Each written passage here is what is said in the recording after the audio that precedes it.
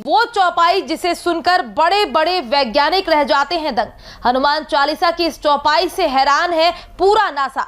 ये चौपाई बताती है सूर्य के अध्ययन की आशा, जिस पर वैज्ञानिकों ने खर्च कर दिए करोड़ और लगा दिया वर्षों का समय। उसे तुलसीदास ने एक झटके में दिया था लिखा। हमारे साथ जानिए पूरी खबर और समझिए कैसे हनुमान चालीसा की एक चौपाई ने बड़े बड़े वैज्ञानिकों को कर दिया पराजित। इस समय दुनिया के तमाम देश सूर्य का अध्ययन करना चाहते हैं, इनमें अपना भारत भी शामिल है। कुछ वर्ष पूर्व वैज्ञानिकों ने सूर्य का अध्ययन करने के लिए धरती और सूर्य का पता लगाया, जिसमें वर्षों का समय लग गया और करोड़ों रुपए खर्च हो गए। लेकिन जब सूर्य और पृथ्वी के बीच की दूरी का पता चला तो सभी हैरान रह गए। ऐसा इसलिए क्योंकि जिस दूरी का पता लगाने के लिए वैज्ञानिकों को बहुत मशक्कत करनी पड़ी, वो दूरी पहले से हनुमान चालीसा में लिखी हुई थी। जी हाँ, आप बिल्कुल सही सुन रहे हैं, धरती और सूर्य की दूरी पहले से हनुमान चालीसा में लिखी है। आज हम आपको इसी से जुड़ी पूरी खबर बताएंगे और ये भी समझाएंगे कि ये हनुमान चालीसा में कहां पर लिखा हुआ है। दरअसल जिस दूरी का पता वैज्ञानिकों को कई वर्षों की रिसर्च के बाद लगा, उस दूरी का वर्णन हनुमान चालीसा में गोस्वामी तुलसीदास ने बहुत पहले ही कर दिया था।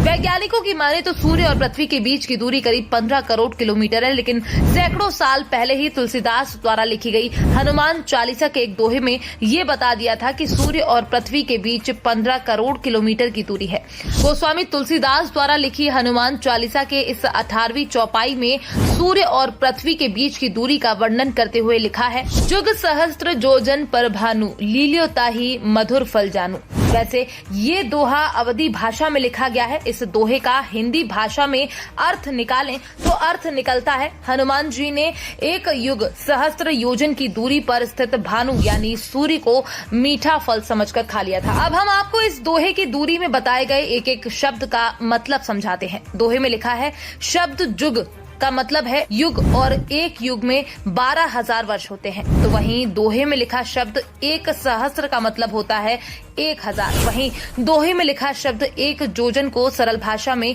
योजन बोलेंगे, योजन यानी 8। अब अगर हम इन तीनों का मल्टीप्लाई कर दें तो जो दूरी निकलेगी वही पृथ्वी और सूर्य के बीच की दूरी होती है। तो चलिए हम आपको मल्टीप्लाई करके भी दिखाते हैं। युग यानी 12,000 मल्टीप्लाई सहस्त्र यानी 1,000 मल्टीप्लाई योजन यानी 8 मील के बराबर सूर्य की दूरी, जो कि 9 करोड़ 60 लाख मील आएगी। अब ऐसे में आपको लग रहा होगा कि ये तो 96 आ रही है और बताई 15 करोड़ गई है।